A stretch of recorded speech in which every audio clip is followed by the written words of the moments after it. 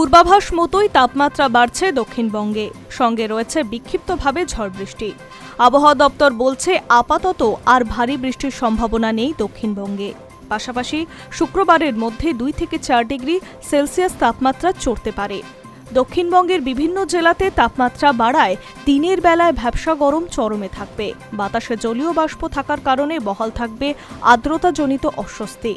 বুধবার হালকা বৃষ্টির সম্ভাবনা কলকাতা, হাওড়া, হুগলি, 2 চব্বিশ পরগনা, 2 মেদিনীপুর, ঝাড়গ্রাম, পুরুলিয়া, বীরভূম, মুর্শিদাবাদ ও নদিয়ায়।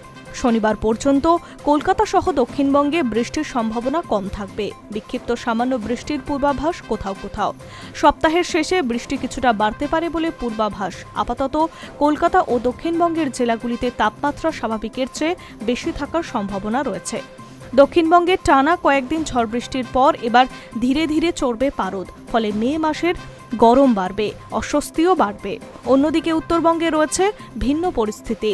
উত্তরের একাধিক জেলায় আগামী কয়েকদিন ভারী বৃষ্টির সম্ভাবনার কথা জানিয়েছে হাওয়া অফিস। বুধবার উত্তরবঙ্গের দার্জিলিং, কালিম্পং, আলিপুরদুয়ার, জলপাইগুড়ি, কোচবিহারে ভারী বৃষ্টির সম্ভাবনা রয়েছে। বাকি সব জেলায় হালকা থেকে মাঝারি বৃষ্টিপাত হতে পারে। সঙ্গে থাকবে বজ্রবিদ্যুতের সম্ভাবনা। ঘণ্টায় সর্বোচ্চ 50 কিলোমিটার পর্যন্ত বইতে পারে ঝোড়ো হাওয়া। জারি হয়েছে সতর্কতা। শুক্রবারের পর থেকে বৃষ্টির পরিমাণ ধীরে ধীরে কমবে। Hi News network.